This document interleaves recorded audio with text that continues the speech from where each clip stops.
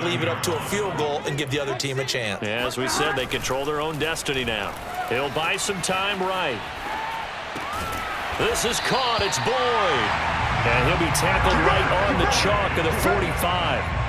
These two have hooked up 9 times now this afternoon as they pick up the first. Charles, you get into these overtime situations, that's not a bad guy to dial into.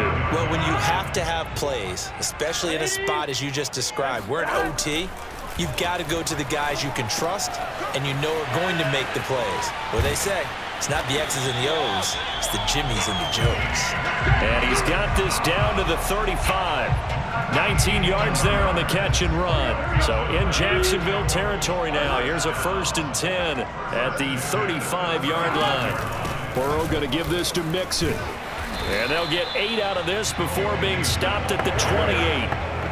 And there we saw one of the downsides of blitzing during a rundown, because sometimes you get out of your gaps. You don't fit the run quite as well because you're headed towards the ball carrier with abandon.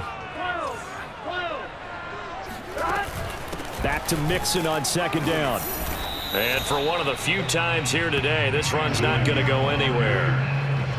And the big fella stuffed that one up in a big way. I think doubling him has to be a priority because you can't move up to the next level if you don't take care of him first.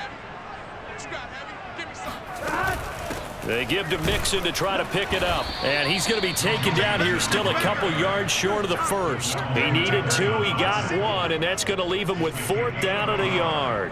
Ladies and gentlemen, that is a force of nature at the defensive tackle position. Yes, he's as big as they come, but still plenty agile. He's able to make a nice play there to swallow up the ball carrier.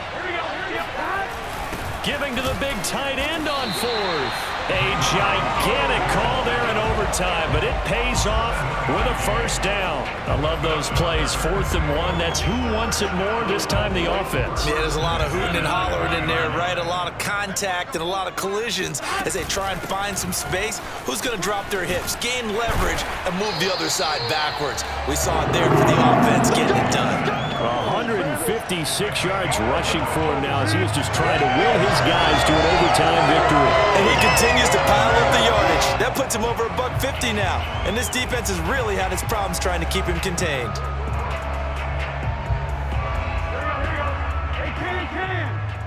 Can. 44's the mic. 44's the mic. Check. Here we go. Get off the field. 11 Thomas. From the shotgun, Joe Burrow rolling to his right. And a quick throw here, that's complete. That catch good for only a couple. And Brandon, as you know, sometimes it's a lot tougher to run with these tight ends nowadays in the NFL, but just bigger wide receivers. He lined up on the left side of formation, ran a drag route across the field, and tried to work his way open. He was able to make the catch, but the defenders were there, couldn't do a whole lot with it afterwards. 2nd down and goal. Burrow. The quick slant caught. And he's into the end zone for the touchdown and the game winner in OT. So the game-winning touchdown came through the air in overtime. 4 quarters wasn't enough. We were treated to a really good one, weren't we, partner? That we were, and I just love being able to be witness to a game like this. All the way through. Who's going to win it? What, we're getting overtime? Great for us. A lot of tension on the field, very tough. Not a surprise it ended with a passing touchdown. That's the way we play in the NFL. But the execution was pretty darn good. Well, Charles, it's one thing to win. It's another thing to win and put up the amount of points that